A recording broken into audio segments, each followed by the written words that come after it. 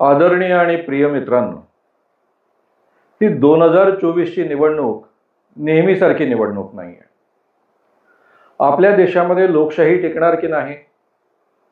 ज्या संविधानानं सर्वसामान्य माणसांना पहिल्यांदा या भारताच्या इतिहासामध्ये एक माणूस म्हणून अधिकार दिलेला आहे, समानतेचा अधिकार दिलेला आहे, माणूस म्हणून सन्मान दिलेला आहे, ते संविधान जे 4 मूल्यांच्या भरोशावर उभा आहे, समानता, स्वातंत्र्य, बंधुता आणि न्याय, ते संविधान आपल्या देशामध्ये राहणार की नाही, की हुकुमशाही या देशामध्ये येणार?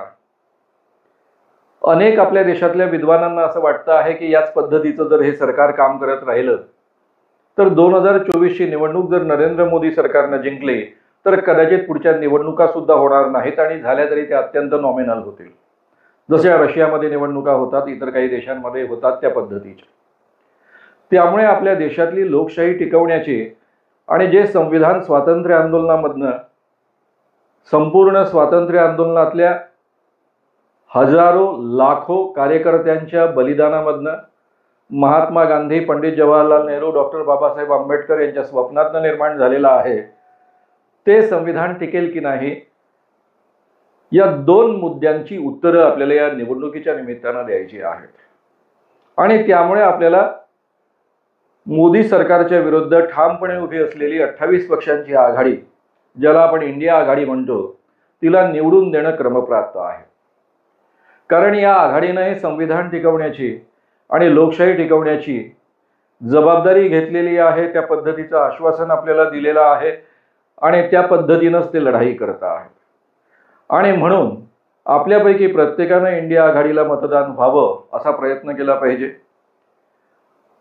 काही दिवसांमध्येच आता मतदानाला आपल्याला सामोरं जायचं आहे. सगळ्यात पहिले आपल्या स्वतःमधला उत्साह वाढवा. जेवढे अखिल भारतीय अंधश्रद्धा निर्मूलन समितीचे कार्यकर्ते आहेत, जे पुरोगामी चळवळीचे कार्यकर्ते आहेत, शाहू फुले आंबेडकर या विचारधारेला मानणारे लोक आहेत, समतेला मानणारे जे लोक आहेत, ज्यांना या समाजामध्ये माणुसकीनं माणसाने जगावं, माणसाला माणूस म्हणून जगण्याचा अधिकार हवा असं वाटतं, असे सगळे परिवर्तनवादी कार्यकर्ते यांनी आता अतिशय उत्साहानं सगळ्यांना मतदानाकरता बाहेर काढलं पाहिजे. मतदानाच्या दिवशी ते इंडिया आघाडीला मतं देतील हे आपण पाहिलं पाहिजे. आणि असं जाहीररित्या मी तुम्हा सगळ्यांना हे आवाहन करतो आहे की हे जे काही आपल्याजवळ उरलेले दिवस आहे त्या दिवसांमध्ये छानपैकी मेहनत घ्या, सगळ्यांचा उत्साह वाढवा, त्यांना बाहेर काढा, त्यांना नीटपणे समजावून सांगा, लोकशाही वाचवण्याकरता आणि आपली राज्यघटना वाचवण्याकरता आपल्याला इंडिया आघाडीला मतदान द्यायचं आहे, या पद्धतीनं त्यांना कन्व्हिन्स करा आणि त्यांना घराबाहेर काढून मोठ्या प्रमाणावर इंडिया आघाडीला मतदान मिळवून द्या. या निमित्तानं आणखी एक अत्यंत महत्त्वाची गोष्ट मला सांगायची आहे.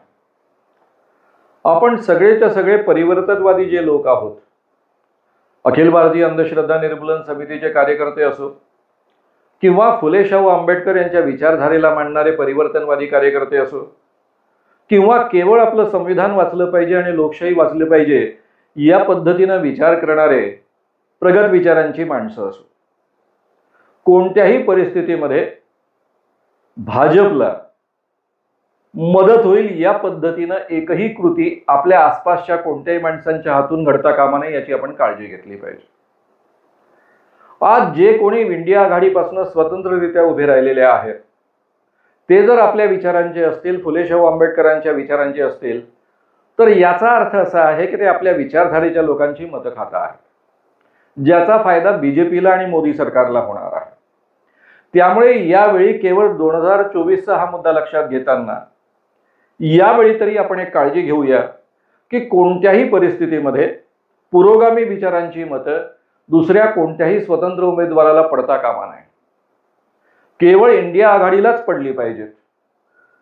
नाही तर याचा अर्थ आपण आपली पुरोगामी मतं कमी करतो आहोत आणि पर्यायानं प्रतिगामी विचारधारेच्या बीजेपी मोदी सरकारला निवडून आणतो आहोत, हे आपण लक्षात घेतलं पाहिजे.